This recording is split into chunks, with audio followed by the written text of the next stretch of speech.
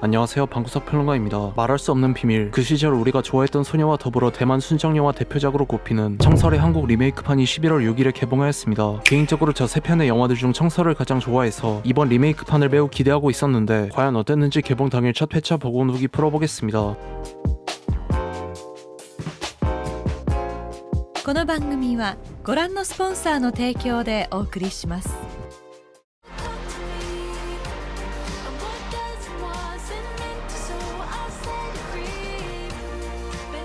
여름아, 널 만난 게 내 인생에서 제일 잘한 일이야.